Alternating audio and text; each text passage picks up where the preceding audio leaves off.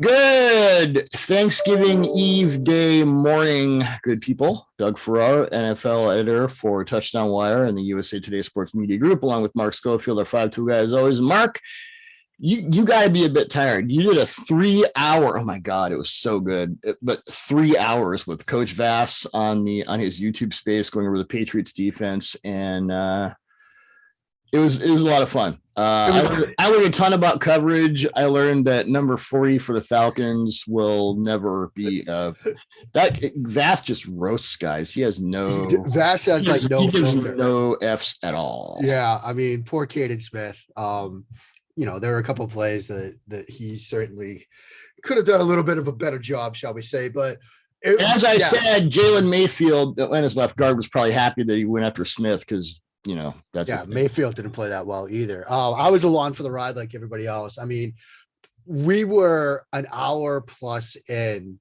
to the show and we had gone over like 5 plays. And I think that was the first time you got a word in edgewise. I think so too. I mean, but no, Vass is so brilliant. And like he can go from a historical lesson of the 4-6 into why this left guard should be fired into the sun in the blink of an eye. And it's incredible. And as I said to him at the end, it's like, this is awesome stuff. I mean, every time Vass writes, speaks, I learned something. He's a great human being. So it was fun to be along for the ride. Yep. Coach Vass, VASS on Twitter. Check out his YouTube space. I mean, he's got some stuff on coverage that will, if you know stuff, you'll still learn stuff, which is cool. Yeah. So we have 3 Thanksgiving Day games, 3 NFL products. I wanted to start with, now I heard on your Pat's Pulpit podcast that you are endeavoring, Dr. Schofield, to remake one of the great dessert phenomena of our time. I am. The Reese's Peanut Butter Cup. For those of you that are not aware, Reese's announced like 2 weeks ago that they were making a limited edition, limited run peanut butter cup pie. So it's basically just like an enlarged Reese's peanut butter cup. They made 3,000 of them and they sold out within minutes. And so Doug and I are currently recording this at around 10:15 Eastern on Wednesday morning. When we get done here, I'm going to go upstairs. I found a couple of different recipes to try to recreate it. I'm going to try to do it. It may be a spectacular fail, but as Doug knows, I'm typically fueled by, although this year it's been more C4 energy drinks and peanut butter cups as opposed to Diet Coke and peanut butter cups, but that's what fuels me during the NFL seasons. So this is just going to be my fuel for the stretch run here. This oversized peanut butter cup that I'm pretty sure I will be the only one at the table eating. I think it's important enough for those who are watching. Yeah, that's special. I mean, that is special. And we can put up tape, but this is the really important stuff. That's the really important stuff. And by the way, Doug, how many tabs do you have open? This is small. Wow. I mean, I get sort of anxiety riddled when I have like 5 open. Like this is wow. Yeah, we got the usual 3 PFFs and an SIS and, different versions of Game Pass. Yeah. Different versions of Game Pass. I love what you said the other day, how it's like fraud at this point, the Game Pass commercials. I think when you have Game Pass commercials during NFL games, the FCC should step in because it's disgusting. And I love how they don't even mention coaches tape anymore. It's just the condensed games in all the games. Yeah. That's what they mention. They don't even mention, but I've been told by people in the building that the suits and the executives are overjoyed with the subscription numbers to Game Pass. And they are just aloof to the idea that those of us that use the coaches film to do our jobs are in absolute misery. Great. Yeah. Why am I thinking? That's a fun, happy little Thanksgiving tidbit, everyone. Why am I thinking of the New York Times right now? Anyway, so before we get into the 3 games, 2.5 Bears Lions, I wanted to pass along some Thanksgiving meal tips. And then I want to get yours. I have a few. Number 1, white meat on turkey is spackle, and here's why. Don't get the big bird, and you can brine it. You can give it a bacon blanket. It doesn't matter. The white meat's going to be crap. Any bird over 15 pounds is a mistake. If you have a large gathering, get 2 smaller birds, and then you have more dark meat, which you should anyway. I know you have some interesting stuffing options. For me, it's stovetop with chicken broth instead of water or bust. And then you do the extra one in the oven and, put turkey stuff on top of it. And you have stuffing for a week, which is always good. Jellied cranberry sauce out of the can is the only way to go. I will brook no argument. Mashed potatoes. And I will say that people really dig the potatoes that I make. Julienne cut yellow potatoes, boil until translucent, whip them with butter and Lawry's seasoned salt. Not mashed, whipped. Huge difference. Those are mine. Mine, first of all, I agree with the turkey. We have a 14-pound turkey that we picked up from Show Enough Turkey Farms out in northern Maryland. Show Enough Turkey Farms? Yeah. Is that where you got Show the Enough? tussin? Yeah, that's the actual name. Show Enough. Is that where you got the tussin? That's where we get to Show Enough? Right? Yeah. I'll show you a picture. Is it SHO' enough? Yeah. Awesome. I would buy turkey there if I were not across the country. It's fantastic. They might ship them. You never know. But yeah, a 14.5-pound turkey. Because like you said, anything more than it's too much. And yeah, as far as the turkey, I go Martha Stewart with like a magnum of white wine and like 8 sticks of butter. And yes, if you have to do something like that, you know what you're working with, is like Doug described. The white meat is going to be speckled, but we do what we can because it's tradition. Just to interject, get 2 packages of butter, 2 like 4 sticks. Led Zeppelin quote there. Yep. Because when you're prepping Thanksgiving, you will never have the butter you think. I mean, you will always need more butter than you think. Well, the recipes that on the shopping list, we needed 8 sticks overall for all the stuff we had to do, which is obviously 2 4 sticks. I got 5. I got 5 4 sticks of butter because, like you said, you will run out of butter before you know it. With respect to the potatoes, definitely whipped. We do a sour cream and chive mashed potato, but it's whipped, like Doug says. Heavy cream in there as well. I like that. You have to rock eyebrow for me on that one. Yeah, it's very. It's from 90% of what we do is either Martha or America's Test Kitchen. And since the holiday season is coming up, kids, I have an absolute, you can see behind me, I have shelves upon shelves of books. I have 4 shelves of cookbooks around the corner here, multiple ones from America's Test Kitchen. America's Test Kitchen, the international one, is fantastic because you'll get anything from like banners and mash to like, fish and chips from Britain to all sorts of stuff in Asia. Like, it's an incredible cookbook. You can put that on your holiday list. And La Rose Gastronomique, which is more of a French encyclopedia of cooking. Mm-hmm. I put that on my holiday list one year. It's like 1,000 pages where it's just like literally an encyclopedia, alphabetized, but the menus and the recipes in there are incredible. So check that out. The Julia Child French cooking. Yeah. Have to. And do you have Food Lab? Yeah. Okay. That's also a must. That's a great book. Yeah, absolutely. Doug did allude to the 2 stuffings. We do them, my wife's side of the family, they're from the Midwest. And so it's a water chestnuts, celery, mushrooms, raisins, the giblets get ground up and put into it. That's what goes into the turkey. But I'm probably the only one that still eats my side of the family stuffing, which is the Italian sausage stuffing from the North End, which is, hot Italian sausage broken up, and your traditional, I put smoked paprika in it too, which is a nice little kick. The main thing to remember, kids, and this is universal, Thanksgiving's a marathon. It's not a sprint, okay? Don't go heavy out of the gate. We're going to put out the cured meats, the cheese, and the crackers. Don't go heavy out of the gate, because if you sit down to the table and you're already a little full, you've lost Thanksgiving. Like, it is a marathon, not a sprint. You got to pace yourself, hydrate along the way. You don't want to be the guy passed out at the end of the table, face first into the mashed potatoes because you had too much of the hot buttered rum, which is also something I'll be putting out tomorrow, which I'm very excited about. Don't carb out early, because then you'll just want to sleep. But like Coach Belichick said, overall, starch me up. Starch me up. I think that is next to we're on to Cincinnati, or you can my starch snap me phase. up. I'll never stop, as Mick Jagger and Bill Belichick said in a combined fashion. Those are like on the Mount Rushmore of Belichick quotes. We're on to Cincinnati, starch me up, and my snap face. I don't care about any of that stuff. He did a 5-minute breakdown of Devin McCourty's interception against the Falcons. I wrote a whole piece based on that, but that's more important. Yeah, absolutely. Yep. I mean, there's room for a fourth quote, which could be, his quote about Halloween, costumes, candy, what's not to love, which remains a Belichick, just absolute glorious moment. Or just the image of him holding up the reins when he was getting booed at the Super Bowl a couple of years ago. Also a great Belichick. Yep.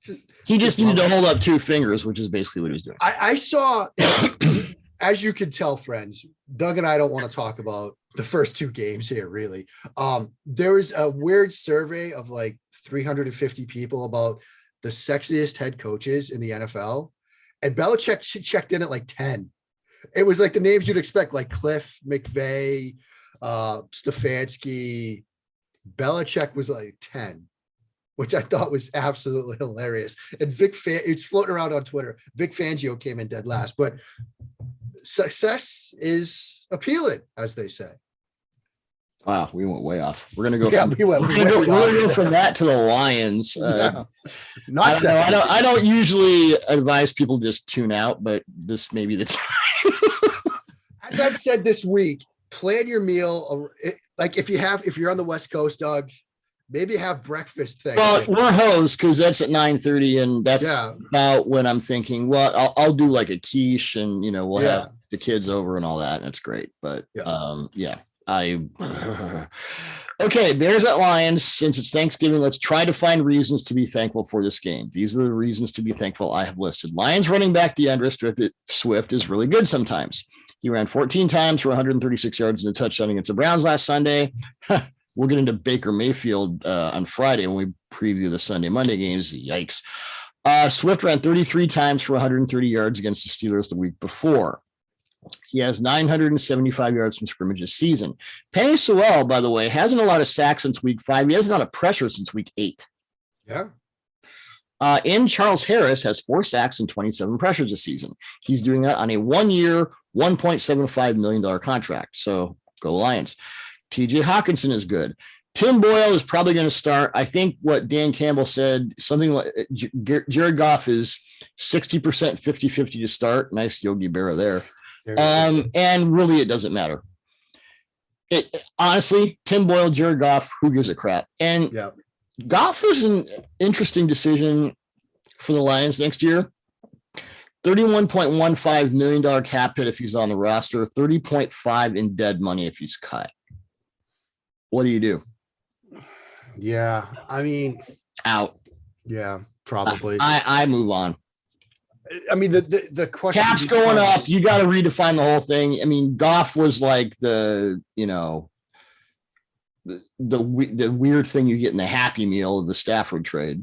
I mean, the question becomes, who are they going to get to start week 1 next year? I don't know if you're drafting somebody at 1 that will be ready, unless you just say, look, we're going to throw Matt Corral into the fire, and then they'll have a pick with the Rams pick right now. Tankathon says it's 24. I mean, that might be like Kenny Pickett territory of the draft. Or what would their pick be now? What would Detroit's actual pick be right now? 1. Okay. Yeah. So, I mean, that's that's probably kind of game. Yeah. That's probably Thibodeau. I mean, I've seen some people say Hutchinson, the Michigan edge, but you're probably not taking a quarterback there. I mean, the most dominant player in college football this year is a tackle from Georgia, in my mind. Davis, but I don't know if you're taking an interior defensive tackle, first of all. Yeah. You might. Dan Campbell might be the one to push for it. I mean, they took Ndamukong Suh, second? Yeah. When Sue came out? Yeah, I think so. Yeah. So, I mean, maybe, but the question would still become, who's starting for you in week 1? Now, I think because we know what Jared Goff is, there's no reason to keep him around. I mean, maybe. I guess if you're only saving $1 million and you don't have an answer, yeah. Yeah. But they're going to need somebody to get to Corral, Willis, Pickett, whoever. I mean, maybe they should decide, look, we got to throw the person into the fire, but I don't know. That with this class, from what I've studied of it, there's not anybody where I was like with last year where I was like, yeah, these guys can start week 1. Sure. I'm not there with any of these guys. Yeah. Maybe they can just get Andy Dalton, the ultimate guy. So Andy Dalton who will start in this game, this actual football product. Yep. Was able to take advantage of Baltimore's don't play cover 0 if you can't play cover 0 defense for a 49-yard touchdown pass to Marquise Goodwin. Number 30 for the Ravens might want to take a nap during film time. That was bad. That Baltimore pass defense is going to get them in big ass trouble. Yeah. Since Dalton is in there, the Bears will at least call some freaking screens. Dalton had the quick screen to Darnell Mooney for a 60-yard touchdown. Mooney was targeted like 45 times in that game. This season, the Bears have called 4 screens for Dalton in 73 attempts and 14 screens for Field in 198 attempts. I maintain Matt Nagy did not want Justin Fields at all. No. Chicago has a couple of good pass defenders in these are reasons to be like thankful for this game. DeAndre Houston Carson, I like. Jalen Johnson, I like. So interesting decisions in 2022. Khalil Mack is out for the rest of the season now with a foot injury. He's 30.15 cap hit, $30.15 million cap hit if he's on the 2022 roster, 27 dead cap if he's not. That switches to 28.5 and 14.6 in 2023. There it ends for sure, but he has been a good, not great player the last couple of seasons. You can single him up. You do not have to double Khalil Mack for the most part, negate him. I think Robert Quinn has been better and less expensive. You would imagine, I mean, Nagy's still holding on by the skin of his teeth. Do you hold on to Ryan Pace? Do you just blow the whole thing up? They're not going to fire Nagy in season. The Bears have been around for 101 years. They've never done that. And it's been Hallis or McCaskey all along. Nagy met with ownership this week, told his players it was a productive meeting, refused to address reports about his imminent firing, and then canceled meetings. This is per Brad Biggs of the Chicago Tribune. Please disperse. Nothing to see here. Yeah, nothing to see here. I mean, I think it's a blow it up situation. I think we could all agree that Nagy's gone. I'm not so sure that Pace has done enough to save his job. The window closed, and it really closed because Trubisky never took the step forward. I mean, they had the recipe, build around the young quarterback, prop him up with everything else, and hope that by the time you have to make the decision on his 5th-year option or a contract extension, that he takes a step forward to elevate everybody else. He never quite did. Like, he never took that step forward. And it goes to show you, and we're seeing a similar situation play out in the Big Apple with the New York Giants, that if you miss on the quarterback and you've structured it so everything depends on the quarterback development and it doesn't happen, you're going to have to either blow the whole thing up or restart the quarterback clock. The Bears tried to restart the quarterback clock. Fields has been shaky, and the blow up is coming. Well, I mean, shaky with what? I just look from where I hoped he would be to where he is now. It's not quite there yet. And I do think a lot of it is external factors. It's very much a Trevor Lawrence in Jacksonville situation. You're like, all right, remove everybody and start over. Speaking of Giants, I know Jason Garrett got fired this week. His fault, yes. Most of it, no. Do you give Daniel Jones the option, or do you Trubisky him based on what you've seen? I think you give him the option. I mean, I've written about this. I've talked about this a lot. I still think that there is a decent enough quarterback. Now, maybe it's quarterback purgatory level quarterback play, but I think that's that Jones could get to. But ultimately, you may see a similar scenario where Gettleman's gone. I mean, I don't think Jason Garrett is the end of it. Now, I think they fire Gettleman and they keep Judge because the Giants love autocratic coaches. Love. Parcells, Coughlin, McAdoo, who had no freaking idea what he was doing, but he, I'm going to be the tough guy, bench Eli Manning, and I'm a badass. And the Giants love that crap for some reason. There's a pathway where I think it was Will Brents who floated this idea out there that they win a game or two down the stretch, things look okay, and they can talk themselves as an organization into, it was all Jason Garrett's fault. Freddie Kitchens is your offensive coordinator next year. Gettleman's still there. but it doesn't really fix anything. I mean, I think they need to go in a different direction. I've been talking about Pep Hamilton as their offensive coordinator next year, and I will keep banging that drum. Yeah. Because you look at Justin Herbert last year, Anthony Lynn, Shane Steach, and Pep Hamilton. Look at how Justin Herbert played downfield, attacking downfield in the passing game. That's what Daniel Jones was allowed to do that. Back when he was allowed. Even this week, Herbert had a great game, looked fantastic, historic game. Average depth of target was still just 5.7, which is in the bottom third of the league. Like, it's not like they've really unleashed him.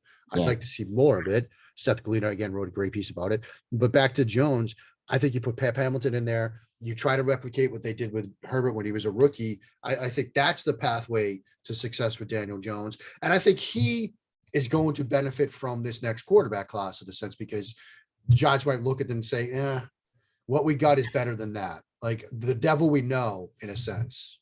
Yeah. I want to talk about it more when we do the Monday preview on Friday. Freddie Kitchens calling the plays. He became a meme when he was the head coach. And there is some dispute as to whether Kitchens or Bob Wiley was responsible for the uptick in offense when Kitchens became but the passing concepts, I wrote a piece about this back when he was just the OC, and I want to dive back into it. You could see a lot more, favorable route combinations, throwing downfield, which they've always needed to do with Jones. So I want to dive into that more, but it'll be interesting. Unlike this game, good God. So Raiders at Cowboys. If I had said a month ago, Raiders at Cowboys, it's going to be a shootout. Not really. Dak Prescott against Chiefs. 8 attempts of 20 or more air yards. No completions. Oh, well, he did complete one deep pass to the Chiefs. Dak Prescott against the Broncos in week 9. 8 attempts of 20 or more air yards. 2 completions for 44 yards. No touchdowns, no interceptions. Dak Prescott against every other team this season on deep throws. 13 completions and 28 attempts for 402 yards, 5 touchdowns, 2 interceptions. One of the deep picks came against the Patriots in week 6. The other came against the Buccaneers in week 1. The common thread, aggressive outside corners to the boundary, man match across. Yep. All those teams do it. The other teams don't. After the Broncos game, Mike McCarthy was sneering and scoffing at the whole idea of a blueprint. After the Chiefs game, in which neither Dak Prescott nor Patrick Mahomes threw a touchdown pass, good luck if you bet on that one. Yeah. He said, I think the carryover from Denver to tonight, I think Steve Spagnuolo played really aggressively outside, came with more pressure there to start the game. It is just like anything else in this league. If you don't defeat it one week, you will see it again. We got to do a better job, particularly against the secondaries that we saw in Denver and Kansas City. The Raiders have, it's a few more notes. All 4 of Chris Jones's sacks, and it was 4, it wasn't 3.5. Jaron Reed was just cleaning up that last one. The Chiefs blitzed on just 14 of Prescott's 48 dropbacks. The Broncos blitzed on just 7 of Prescott's dropbacks in that game. And I will once again refer to the ridiculous stat I unleashed and uncovered last week. Prescott, through week 11, had thrown 16 touchdowns and just 3 picks against the blitz in the first 10 weeks of the season. 5 quarterbacks were tied for second with 7 touchdowns. So he was far and away. So against the Chiefs, obviously nothing. It's tight, like super aggressive coverage outside, beat their guys up, man match across, and then don't blitz. And that, again, blueprint, here's an archetype. Yeah. So the Raiders, heavy cover 3. They have corners in Casey Hayward and Brandon Faxon. Is that how you pronounce his name? Believe so. Can do a really good job of press man. And Faxon in particular, I've liked him as a boundary corner, what I've seen. Trevon Moehrig has done a tremendous job as a deep third. They nailed it with that pick. Gus Bradley's heavy cover 3 packages. And if you keep Jonathan Abram out of the deep third, he's at least decent. So unvaccinated Amari Cooper won't play in this game. He didn't play against Chiefs. Way to go there, dude. And CeeDee Lamb is a maybe after suffering a concussion in the Chiefs game. So it's probably Michael Gallup and Cedric Wilson. Dak's primary receivers. Wilson was targeted 7 times against the Chiefs. Didn't catch a single pass. Not a separate. He's a fast guy, but he's not a separator against aggressive coverage. The chemistry stuff, really, it just showed up in some bad ways. The Raiders have blitzed on fewer opponent passing downs than any team in the league, just 36 times, but they don't need to. They have 19 sacks, which is about league average. They rank 9th in total pressure with 171. When you got Max Crosby and Unique Ngakoue, you can get away with that. Yeah. They won't do what the Chiefs did, which is to show a ton of pressure and drop out, but they have a chance. It does look like Tyron Smith will play for the first time since week 8. Now Joe Mixon took out the electric turkey slicer against the Raiders defense last Sunday. So maybe this is more of a Zeke and Pollard game. As for the Raiders offense, the game script got away from against the Bengals. So it wasn't a balanced attack. The passing game just looked off. It just looked weird. Bengals played a lot of press. They'd taken a Woozy sort of off for a couple of weeks and they went, oh, okay, let's not do that. Let's do what he's good at. And it worked. Then you have Micah Parsons and Osa Odigizua against the Raiders offensive line that has gone full Tom Cable. So coming back to, what we thought might be a shootout, could be a rock fight, could be a trench battle. It's a very different couple of teams than it was, say, even 3 weeks ago. Yeah, it is a different couple of teams. I think, with the Raiders, they've obviously had a lot of off the field stuff, which I think is finally starting to take its toll on that team. Yeah. I mean, Derek Carr seems to be a different guy right now. He seems to be almost broken. I think with Dallas, I think Dak's calf is bothering him. Since he's been back, you mentioned the deep stuff. He's missed some throws that he typically hits. I do that weekly video for the SB Cowboys site where you dive into Dak. I think a lot of what we saw that early shot where the corner fell down and he just missed it. Yeah. Wow. Well, didn't even really see it. It just, that's up. Yeah. I think, the bigger story here about that game was Chris Jones now playing on the inside, which, if you're looking at an acquisition, which might have saved a season, Melvin Ingram, clap. Yeah. Because now you've got Jones on the interior where he belongs. So I think that was a lot of it because there were times when Dak would hit his final step in the draw and he'd already have Jones in his lap and he had to move. And, you could say that part of it was due to Cooper being out and Lamb going out. But when you have to move off the spot early in the down, it doesn't matter who's out there. You're in survival mode. So who they kill with the Cooper rush at quarterback, the Vikings. I mean, yeah. So, but I think the hurt. Guys are out. Tough. Yeah. Yeah. I mean, that's life in the NFL. I think the calf is bothering him, so the short week isn't going to be great for him. But obviously they get the mini bye after that. I still think Dallas is going to do enough to hold on in the East, although, the Eagles are coming and hard. Yeah. And look, they got you wrote a great piece on that this week, by the way. We'll talk about that more on Friday. Brother. Giants, Jets, Washington, Giants, Washington, Dallas. That's how they close it out with a bye in there. And they get Dallas in week 18. And if Dallas is already locked into the 2 or the 3 seed and they're playing the next week, Philly's in a great spot right now. Yep. But while I think Dallas has enough to hang on in the East, it's going to be closer, I think, than people expect. What are you seeing from the Raiders offense just in general? I mean, they're not running the ball well, but I'm more concerned about the passing game and just sort of where Carr is. Yeah. I mean, I think Carr has kind of struggled without, I think Ruggs, as we had talked about early in the season before his horrific incident, Ruggs was sort of becoming a go-to guy in that passing game. And that's an element to that passing game that's now gone. And I think Carr is kind of struggling to find options that he trusts in the downfield passing game. And you're seeing the passing game fall off. The run game was never a strength of theirs to sort of begin with. And that's fallen off. Game scripts are going away from them. It's everything is sort of snowballed now out of control for the Raiders. I think part of it is, I mentioned the name before. If you put Tom Cable in charge of your offensive line, you expect anything else but this, it is definition of insanity. That's how the guy keeps getting jobs. I know. Saw it in Seattle from start to finish. He may be a league average offensive line coach, but he is the worst evaluator of O-line talent in NFL history. Yeah. And they put him in charge of the whole thing. Yeah. Sidebar story. He wound up in Seattle after Alex Gibbs quit.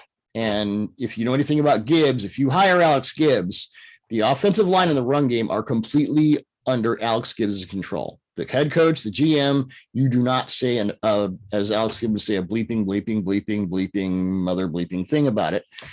And John Schneider decided to sign Stacey Andrews, the former Eagles tackle, without consulting with Gibbs. And Gibbs found out and blew up and quit. And Cable had coached with Gibbs for 5 minutes in Atlanta in the 90s. And they said, well, he's the acolyte. And that's how you wind up with that. It's kind of like the guys who get photographed with Sean McVay and wind up as head coaches. Yeah. And, I also think that, look, there's been some mistakes that have been made from a roster construction standpoint with the Raiders that are finally coming home to roost. I mean, I'm trying to remember. Well, as I was discussing about the Seahawks this week, you can't blow that many drafts in a row and expect to improve. This isn't basketball. Dream teams don't work. I'm not going to mention the player's name, but there was a player they drafted on day 3 in recent history, or maybe it was even day 2. And that player's agents were like, we weren't expecting this guy to be drafted at all. And they drafted him. And even the guy's people were like, we were blown away by this. So yeah, they've made some mistakes, and you add that into everything else we're talking about. Yeah, it's a mess right now. I have a few ideas, but I won't. Okay. I'll ask you off air. Yeah, we can talk off air about that one. Yeah, the Touchdown Wire podcast after dark will reveal things that we cannot reveal. So there's that game. It's going to be an interesting game, but I have no idea what either team is going to look like right now. Yeah. Same could be said of Bills at Saints. Those Taysom Hill time, baby. God. What were my notes on that? He got the new secret quarterback escalator contract, which I'm convinced is a cap laundering scheme to allow the team to afford Aaron Rodgers or Russell Wilson next season. I think this is all money laundering.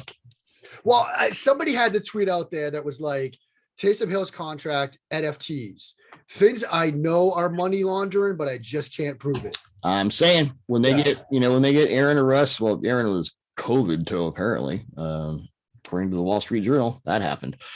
Or Russ, who we'll talk about that more on Friday. Yeah.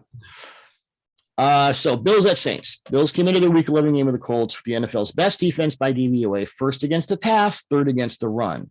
They're still first overall in defensive DVOA after that 41-15 boat racing, in which Jonathan Taylor set a Colts franchise record with 5 total touchdowns, 4 on the ground, and 185 rushing yards on 32 carries. But as you know, Mark, the Patriots are now right behind them in overall defensive DVOA, negative 18.6 to Buffalo's negative 19.4. Defensive DVOA is better when it's negative. Buffalo dropped from 3rd to 12th in run defense DVOA after that game. And the way the Colts blocked it up, oh my Lord. Jack Doyle was like a third OT. He turned into super Gronk. Yeah, they kept running that crunch concept where you get the trap and the wham, where it's Nelson with the quick trap. Yep. And then Doyle with the wham. And it's just like, wow. I mean, they were just, and I put up one screen cap on Twitter yesterday. I was watching the tape. And there was one, I mean, you see, he could have driven a truck through that. Literally, a small truck could have gone through that gap. It was one of Taylor's touchdowns. We're like, what? And I'm sure you saw the Frank Wright quote to Peter King, where it was just like, I decided around halftime, we were just going to run it on 1st and 2nd down the rest of the way because they just couldn't stop us. Why not? Yeah. Especially against the Bills. Now, this probably won't be a problem this week. Kamara and Ingram are maybes. I think they've ruled Ramchick out. Teron Armstead is, I guess, maybe not. So I guess Taysom Hill is going to have to play quarterback, running back, tight end, and 3 offensive line slots. With that kind of contract, they should make him do that anyway. The thing about the Bills, great pass defense. I mean, I don't expect the Saints to do much. They don't have a lot of big hole plugging. I know Starr was supposed to do that. They don't have. They're a fast get through the gaps defense. It's kind of a Jimmy Johnson thing. You know, the lighter guys, the linebackers flow really well. Didn't in that game against the Colts, but they don't really have that. Here is the 330-pound dude who's just going to, brutalize two guys and let everyone else flow through. And oh, by the way, they have 2 games against the Patriots, who can do every run concept the Colts do just about as well. Yeah. This is going to be a problem for Buffalo. And it's not like you can go out and say, oh, let's make our defense tougher. Buffalo's offensive line. Remember last week when I joked about Bobby Hart? Well, now he's their right tackle. I was joking. Apparently, Sean McDermott didn't think you were joking. Brandon Bean, I was joking. Didn't think you were joking. Chris Perrone, our fearless leader at USA Today SMG and a rabid Bills fan from birth, basically, was not happy about that. Yeah. Fortunately, he doesn't blame me, so I'll probably get fired. Right. Josh Allen against the Saints defense could also be a thing. 2021 Bills have the highest week-to-week DVOA variance in the history of the statistic. We don't know what they are. Yeah. We know they're not in first place in the AFC East anymore. And they're probably not going to get that back because hello, Patriots. Yeah. Colts had some success disguising coverage against Allen. Saints can certainly do that. The Bills are going to have to scheme up their run game again. They're not physical on either side of the line. That's a problem. So Allen against man coverage this season, which is going to see a ton of 54 of 89, 739 yards, 554 air yards, 6 touchdowns, 4 interceptions. And he's thrown 4 touchdowns and 2 picks against the blitz this season. Last season, 21 touchdowns, 2 picks. Give me some man beaters for Josh Allen in the context of that offense with his personnel that go beyond Stephon Diggs just demolishing Marshawn Lattimore, which will probably happen. Well, I mean, I think that's the primary thing. Just Stephon Diggs demolishing Marshawn Lattimore. But, and anybody else who covers him. That's not a thing in Marshawn because Marshawn's playing well, but Diggs is. I mean, when you think about where Allen was at the start of last year, the man beater concepts they were using, it was a lot of, crossers over, shallow cross, drive. That's the stuff that like Diggs and Beasley on those crossing routes, when they were seeing so much blitz cover one stuff. I wrote about it on Sunday. Nobody was blitzed more last year, and he had more opportunities because of the playoffs, but 280 times Allen was blitzed last year. I think second in the league was like 230. This year it's like 130. Like he's like 19th in the league right now in terms of blitz rate. And while his numbers when pressured this year are basically the same, like last year he had the most turnover worthy throws according to PFF when pressured, but it didn't really matter because he also threw 14 touchdowns when pressured. His numbers are like similar this year. He's got 9 touchdowns and 2 interceptions when pressured. It's just teams are getting there with 4. They're pressuring him with 4, which means they're dropping 7 into coverage. They can play zone against him, which from time to time, we saw it last year. We've seen it a little bit this year. When he sees zone, it's a bit of a different picture for him. That 3-game stretch last year, we've talked about the triptych of Allen where he's killing man coverage early on. I wrote a whole article about it. And the 3-game stretch where they went zone, and it wasn't just zone. It was like flipped, spun safeties. Yeah. He still has a problem with that. The Saints going to do that. Dennis Allen's going. Yeah. So, I mean, I think the crossers and stuff like that, that's what you're going to, get back to. That's what you'd like to get back to with him. But, the bigger problem is they're struggling to protect him when they bring 4. They lack that physicality up front on both sides of the ball. You talk to people that cover the Bills and they'll say on both sides of the ball in the trenches, like they're not physical. You're hearing rumblings in post-game quotes from not so much lack of effort, but like, they don't have the like desire, the want, the chip on their shoulder that maybe they did last year. You're seeing that sort of come through in some of the post-game commentary from players. When we question desire, that's always so weird. What I think is happening is they've got a lot of guys who have to flow to the ball in the right gaps at the right time, play after play after play after play. Well, you look at the Patriots defense right now with Barmore, who's just playing out of his mind. Gotcha. Like all those rotational guys they have will just come in and kick your ass. They don't have anyone who kicks your ass on either side of the ball. No. You can't win that way. You can't consistently win. It's the thing that Coach Vass talked about last night. He said, look, one of the first things he ever learned as a coach was if you want to tell who's good or who's bad, watch the line of scrimmage. Who's moving the line of scrimmage? Right now, the Bills aren't moving the line of scrimmage on either side of the ball. And that's going to be a problem when you go up against a team like New England that defensively, it's stalemates across the board. Like you are not getting good push unless, I mean, even the Cleveland Browns with their really good offensive line struggle to get it. And then offensively, now that Trent Brown is back at right tackle, they're moving the line of scrimmage when they have the football. And this is the gap I was talking. This is in Photoshop. This is the gap I was talking about. Look at this thing. Yeah. Look at that. Yeah. You could drive a small, like a Nissan truck through that. Yeah. And then here's Doyle. Yeah. Posting a dude up, and Taylor's like, "Yeah, I already got this." He's 3 yards away from the damn hole, and it's already open. Yeah. And that's the Bills right now. Sorry. Yeah, that's going to be a problem for them down the stretch. I mean, and they have, look, it's not just the Patriots too. I mean, you look at the Bills right now, they've got other games that are going to be similarly tough for them in terms of, what they're going to face on the ground. You look at. What is their schedule the rest of the way? I'm pulling it up right now. Yeah.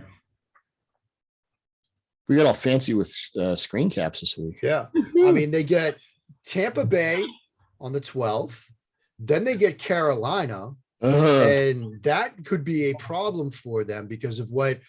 That's a bad matchup for them on both sides. Yeah. I mean, suddenly we're seeing what we thought Joe Brady was going to do with, Sam Darnold, completely unlocked all of a sudden with Cam Newton back. So that game's going to be a problem. Well, the draw action motion to quads glance was right. Yeah. I mean, literally, Syed Schemes put up the thing in 19 against Alabama. It was the exact same play. Yeah. And so you get 2 games against the Patriots, you get the Bucs and the Panthers. Like they finished with Atlanta and the Jets. So those are obviously winnable games for them that maybe aren't the matchups, but maybe Atlanta has Patterson back, maybe Ridley's back. So that might look a little different than what we've seen from Atlanta lately. But that 4-game stretch, New England, Tampa Bay, Carolina, New England, that's very tough for Buffalo right now. Yeah. On the Saints side, you're Sean Payton, you got Trevor Siemian, Taysom Hill. You don't know what your running backs are. Both of your tackles could be out. You're going against a pass defense that is absolutely the best in the NFL. Yep. I still give them the edge with the Patriots and a couple other teams. What do you do? I think because Payton's he's not gonna move on to next week. That's not he's not going to move on to next week. But I think you roll out the Bill Walsh strike season Monday night against the New York Giants. We're gonna run the wishbone. We're going to take Taysom Hill and we're going to run the wishbone. That's what we're going to do. Or the Miami Dolphins in week. Oh, don't bring up that game. Week 2. The Tony Sperano. On the plane back. It's a whole chapter in my book. They're coming back from getting demolished by the Cardinals week 2. And David Lee, the quarterback coach, had been Arkansas's offensive coordinator the year before, said, I had this little thing I ran with Felix Jones and Darren McFadden. We could try it. I've told the story. Belichick has said, I think Belichick said that, I've never been out coached like that. Yeah. Ever. I mean, I've told the story before. My family, we were at a Texas Roadhouse type place in the Brandywine area of Pennsylvania, which is, if you've never been, a beautiful part of this great nation. I absolutely love that area. We had gone for a long weekend and we were going to watch that game together before we drove back to DC. My parents drove back north and we were like, what in God's name is happening? It just, the first true NFL Wildcat weekend. Yeah. Yeah. But I think maybe if you're Sean Payton on a short week, you're saying, we're going to go Wildcat heavy. We're going to do some different stuff. And by the way, when people say that, when announcers say on the air that direct snaps to running backs without pulling guards are Wildcat, they're not. Stop it. They're direct snaps to running backs. That's all they are. Anyway, I digress. But I think because you want to run at this team, but you're going to be without Kamara. You're going to be without Ingram. You're going to be without Ramczyk. Or if they're in, they're going to Ramczyk for sure is out. I read Armstead and the running backs. I don't know, but they're going to be limited to whatever degree. Well, I mean, I was just about to say our good friend Mike Tenier basically said, or as you'd like to describe it, a preview of the 2022 New Orleans Saints. because this is what they're going to look like next year with all these guys gone. With Aaron Rodgers or Russell Wilson, all their cap laundering. Yeah, exactly. But yeah, you want to run against this Bills team, but you got to figure out a creative way to do it without some of these guys. So Taysom Hill running a Tim Tebow, Urban Meyer offense. There you go. I just remember that I'm gonna have to put up with every time Taysom Hill gains 1 yard. The announcers, oh my God, I've never seen anything like this. This guy is so special. This is why he just signed that $140 million. Underpaid at $170 bazillion. I've never seen anything like Taysom Hill. Oh, goodness gracious. Happy Thanksgiving, everybody. I'm someone who loves you like announcers love overflexed, mildly athletic white guys. I mean, I always, the office scene of Michael forcing the broccoli into Kevin's mouth. That is just Sean Payton and announcers with Taysom Hill to the rest of us. Yeah. Here you go. You'll enjoy it. As we, I'd love to put Peyton Anderson truth serum. All right, look, what do you see here? Because I can. That's what he sees. Because all of us have been saying for years. Was it just the Eli double bird? And you're just like, yeah, he's like, no. I think it's Peyton, who, God, one of the smartest offensive coaches ever at any level of football. I think he's trying to be the smartest guy in the room here. Yeah. Yeah. He says, I know more than you, which he does. Of course he does. But he's going to prove it by making Taysom Hill a starting quarterback. Yep. As the late great Ralph Wiley said, man's got to know his limitations. If he doesn't, his coach had better. Yep. On that note, Mark, great stuff as always. We'll get back on this on Friday to discuss these Sunday and Monday games. Happy Thanksgiving. Good luck with the Reese's peanut butter cup pie. I'll be following up on that because if it works, I'm going to be asking you to, make another one and send it to me. Will do. Or I'll just get the recipe and do it my damn self. There you go. There you go. All right, Doug, do it your damn self. All right, man. Happy Thanksgiving, and we'll talk on Friday. Sounds good.